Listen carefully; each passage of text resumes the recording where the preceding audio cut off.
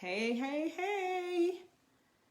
It's Wednesday. It's 12:15. I'm Deborah Porter with Mom's Mentoring Circle. Hello, guys. How's it going? Depending on where you live, for me, this is week 3 with a stay-at-home order. It's gotten a little bit more strict in Virginia. I think today it starts like really seriously. They've shut down more stuff, like the last bit of things that were open, they've shut down. So, but we've been staying close to home anyway, only going outside for exercise and food, medicine, stuff like that. How is it where you guys are? Let me know how you're doing. Let me know where you're watching from and what the latest is in your state. Like what's the latest as far as restrictions, how you're doing. But this is a bit of a mess, y'all. But we're going to be here a minute. And so I really want to help provide you with ways to keep you sane and to keep you productive in the midst of not just being, quarantined to your own house and required to stay in your own house, but to add to that everybody is at home together all day, every day, everybody. Yeah, we're here together. And that's kind of what's going to be going on. Let me just check and make sure that we're on and that there's no problems with sound or anything like that. I hope you guys are able to stay productive. I hope things are going well in your home. I hope everybody is well. I hope everybody is managing and getting through it as best we can. All right, but I do have some points for you that I know are going to support you. I know these things will help you to figure out the best way to create this new normal. Everybody is well. Yeah, we're good. Everybody. We're good. Okay, so I'm going to get right into it. I don't like to wait around for people. That's what the replay is for. So, at Mom's Mentoring Circle, we're here to really support moms with systems and strategies to manage through just normal times. So you can only imagine how important systems are in moments like this that are not normal and that are outside of our normal routine. This is when you're going to know how your systems are working for you. Okay, so I'm here to support you with that. But today we're talking about how to stay sane and productive and not lose your mind while everybody is home all day, every day together. All right, I don't know what's going on with my hair. I think I took care of my unibrow fairly decently, but it's going to be interesting going back to my hair girl. Anyway, all right, let's get started. How to stay sane and productive with everybody being at home. Here's point number 1. And I usually don't put things in any kind of order. This time I did put something in order. This is one on purpose. This needs to be number 1. This needs to be first. This needs to be primary. Require a respect for boundaries during this time. Require a respect for boundaries.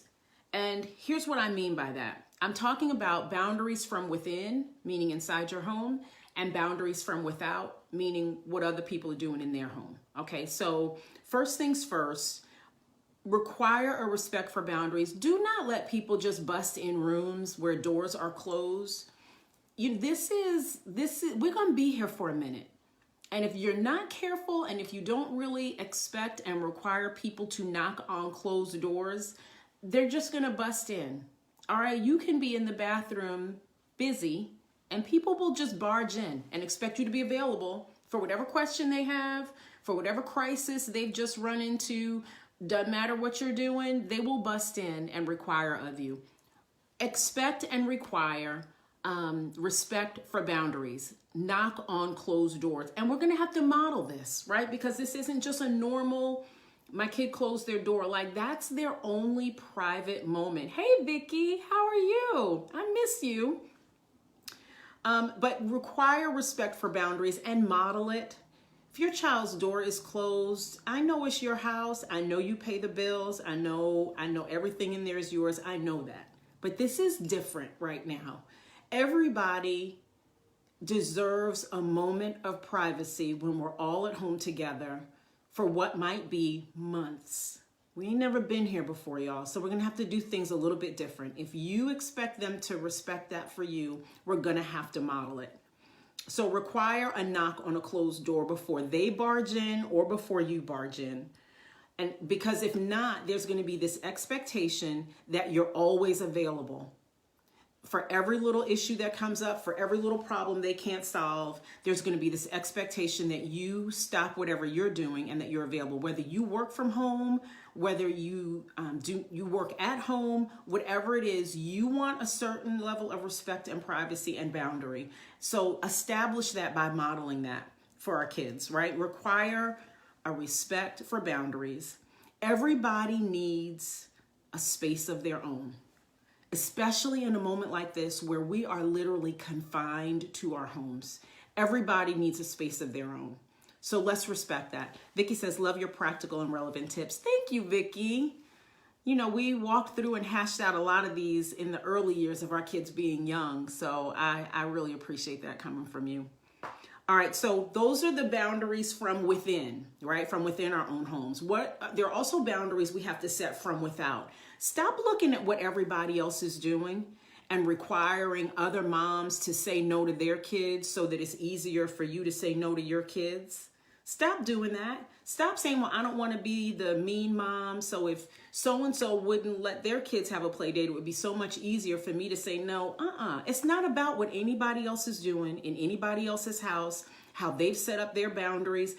You're going to have to be the mean mom. You're going to have to stop and set some boundaries from without and determine for your family, you know what? We're not having visitors over. Your friends are not coming over. You are not going over there. So you're going to have to get comfortable with setting the boundaries that are appropriate for your house, regardless of what other parents are doing, regardless of what you're seeing on Facebook and Instagram, regardless of if they see their 2 or 3 of their friends together outside throwing frisbees and all of that. Hey, Sabrina. Regardless of all that, you're going to have to determine the boundaries for your family, and you're going to have to be okay with it. Stop requiring other people to do what you think you should do to make it easier for you. Other people may let their kids have play dates right now.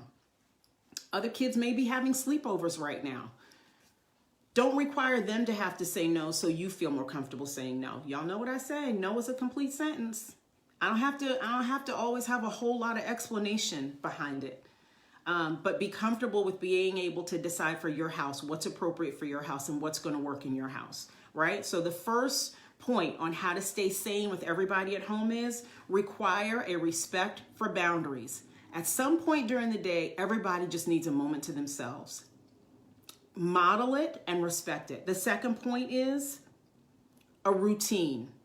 And I know I've talked to a lot of moms during this time who've said, oh, I don't really do things like that. Our house is more free flowing. And, I didn't sign up for all of this. Okay, all of that may be true, but we're someplace we've never been before.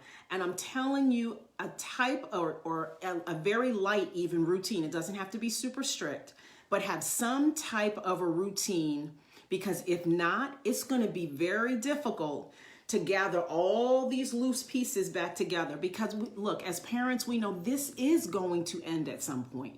It's going to end. So if everybody is on a free-for-all for 2 months or 3 months, good luck with getting all that back together.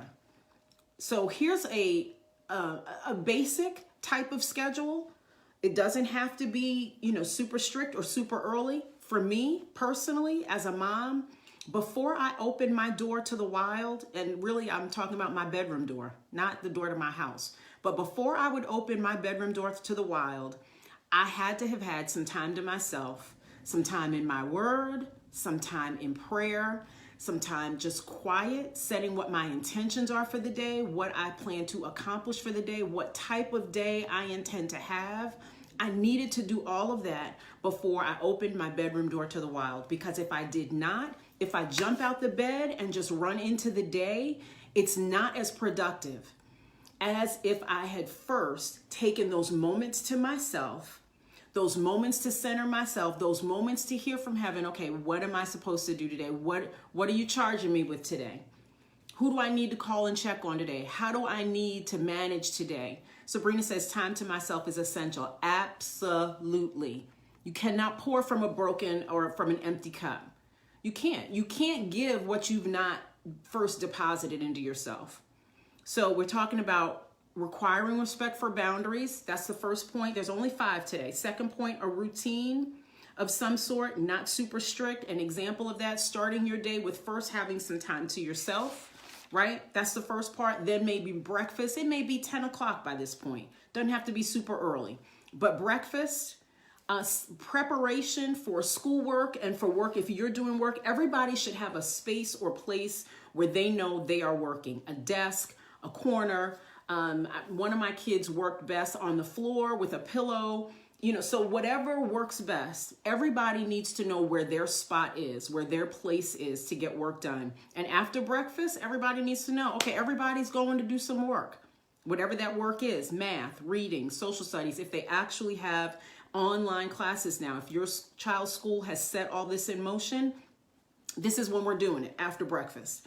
Right? So then it's, maybe a break involved in that morning, and then some lunch, and then maybe some physical activity either before or after lunch, whether it's going for a walk, whether it's, throwing a ball in the backyard, whether it's going for a neighborhood bike ride, but some type of activity, physical activity. And let me just throw this in here too. Y'all hear me on this one. This is really important. Require your child to journal right now. This is historic. What we're seeing, this is like nothing we've ever experienced in our lifetimes. Require them to journal right now. And here's why. They are going to be talking to their children and their children's children about where they were and what was going on during COVID-19. And it's going to be hard to remember because it's not a one-time thing, right? 9/11, we all know where we were when 9/11 happened. It was a one-day thing. Now, it was years to restore and rebuild. This is not a one-day deal. There have already been more deaths than in 9/11 right now. This is historic. This is going to be in the history books, like polio, like the AIDS epidemic. This is going to be in the history books. Require your child to journal. It is going to be so important in years to come with their own children to talk about what was going on day after day. What were you doing, Dad? You were locked up in the house. What did you do with your time? All right, it doesn't matter how great a writer your children may be or may not be. It's not about that. It's not about the semantics.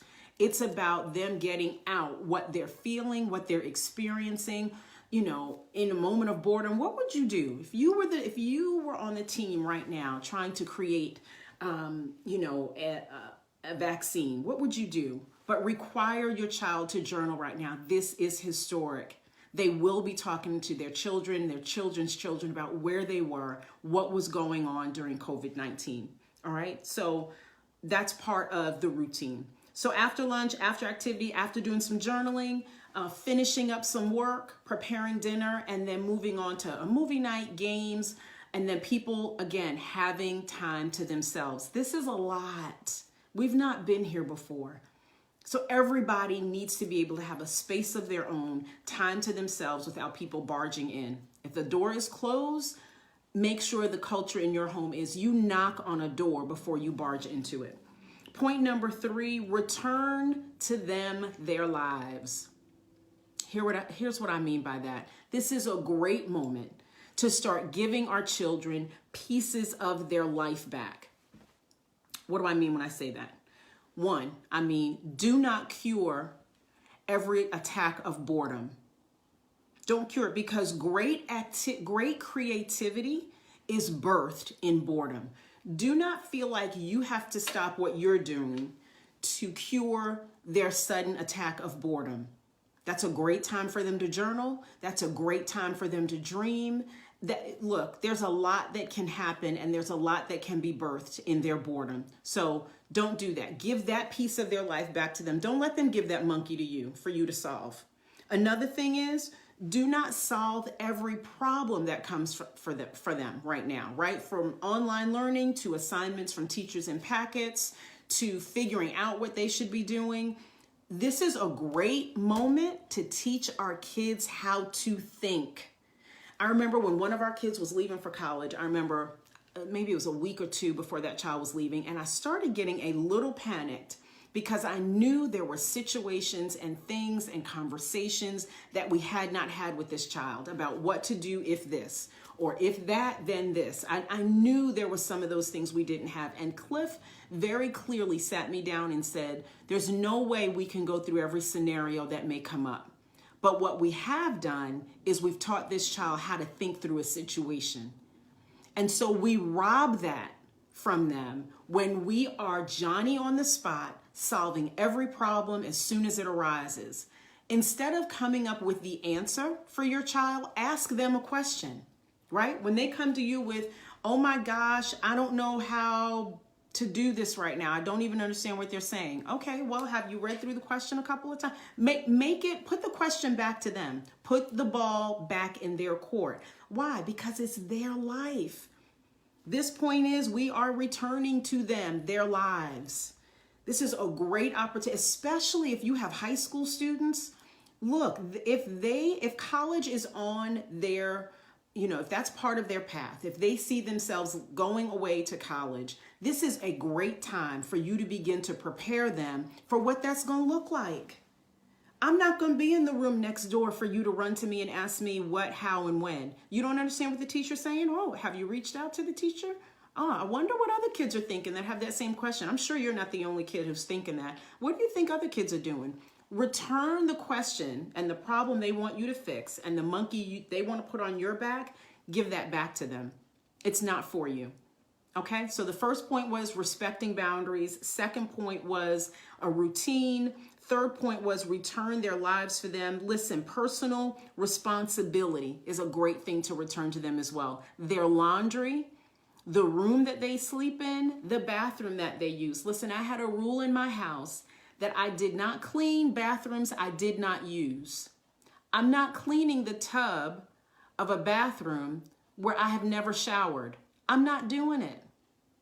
Right? So it's a personal responsibility. If that is the bathroom you use, if that is the bathroom where you brush your teeth, that is also the bathroom that you will be cleaning. If a couple of kids share a bathroom, then y'all better figure out who's cleaning what on what day and switch those roles the next week or what have you. Give their lives back to them during this time. Their laundry, their bathroom, their rooms. What other things can they contribute to in the house? And I don't mean for payment, and I don't mean bribing, and I don't mean yelling and screaming. What else, how else can they contribute as a member of the family? How can they contribute to the whole? Dishes, mopping, sweeping, vacuuming. Look, it's a whole house that needs some attention. How are we allowing our children to find their place in where they fit in the whole? Or does it all revolve around you? Are you doing everything for everybody every day?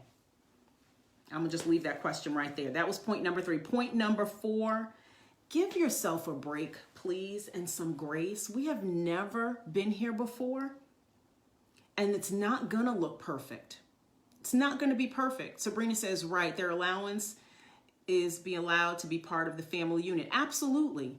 There's extra stuff if your kids go the extra mile and you want to be a blessing to them and give them something, or if there's something particular, absolutely. But living in the home and participating in the care of our home and each other, I don't know that we get paid for that. We didn't in my house. That was your contribution to the whole.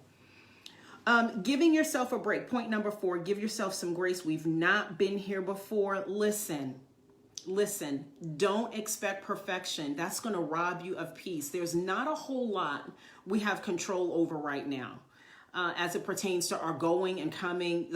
But there are some things that we do still have control over. Give yourself some grace. And if all else fails, listen, do this. Alexa, play Earth, Wind, and Fire. Shuffling songs by Earth, Wind, and Fire on Amazon Music. Look. Dance. Put some music on and just have some fun, y'all. This is stressful. Come on.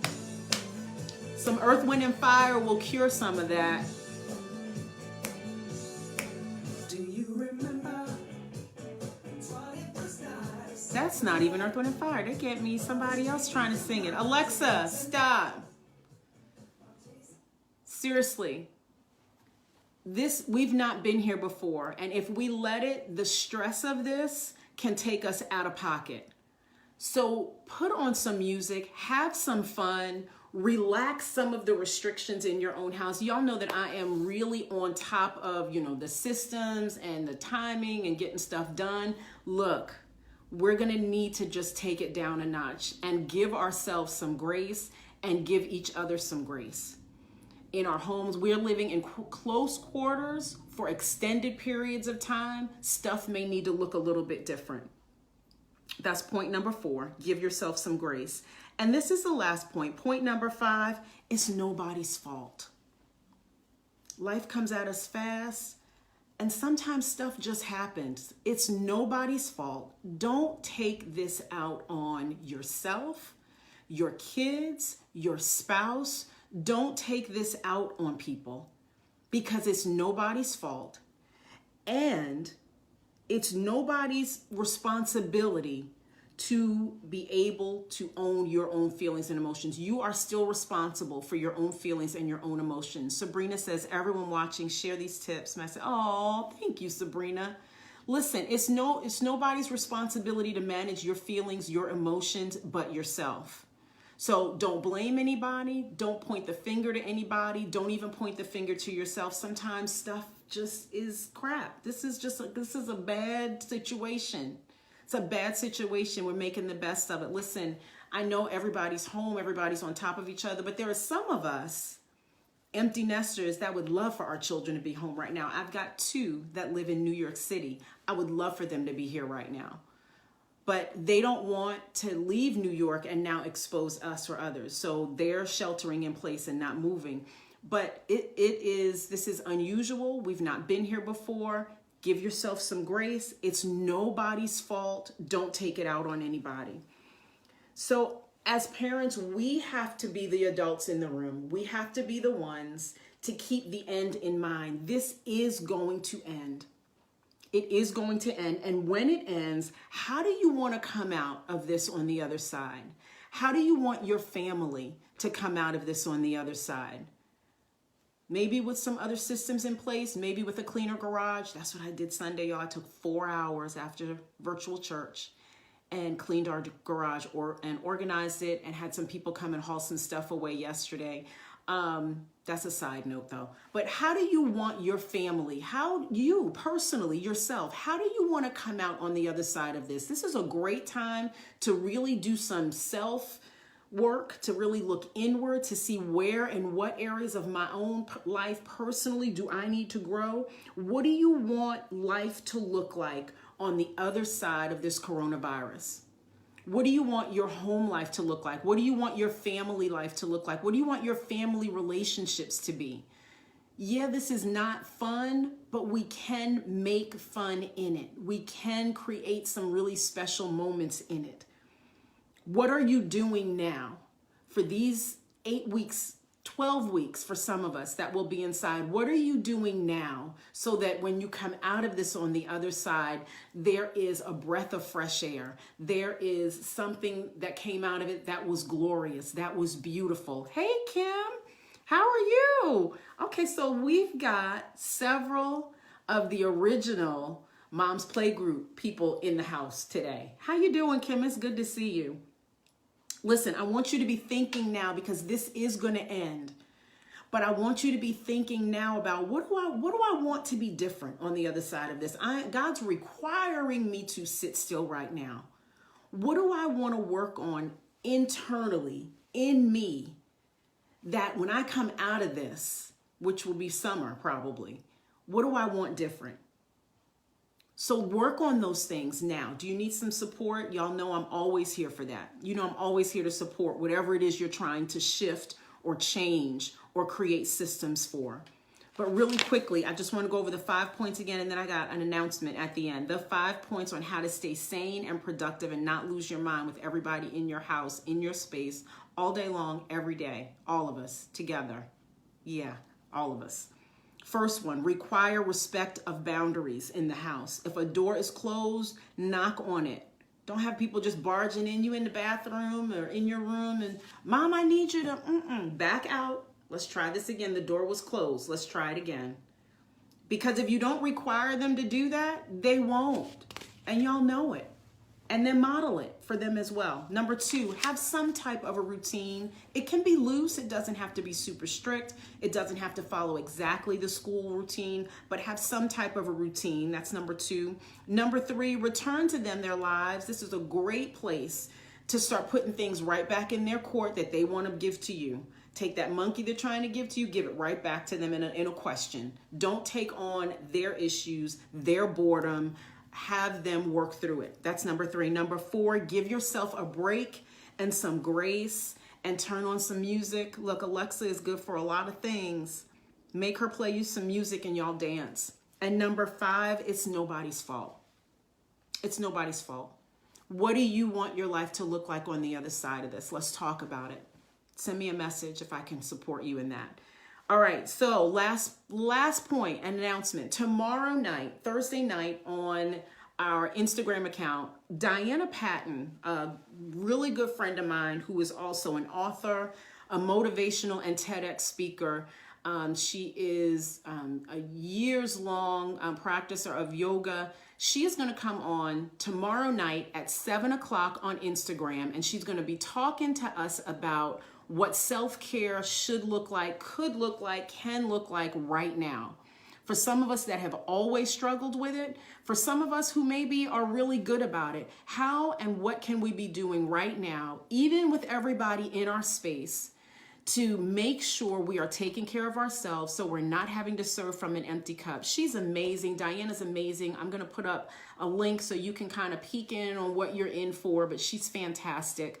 Love her to pieces. I've known Diana probably for, 13, 14 years now. She's fantastic. So Diana Patton will join us on Instagram Live tomorrow night at 7 o'clock to give us some tips on how to make self-care happen, even though everybody's in our space. It's okay. It can still be done, because in it all, we're also teaching them the importance of it. All right, y'all. I love y'all. This was so fun. I got to see some faces of some sisters that I don't see often because they're usually busy at work. So to have you guys here supporting me, I really appreciate it. I hope this supported you. Please share this with a mom that you think would really benefit from it. I love you guys, and we'll talk soon. Have a great day. Bye.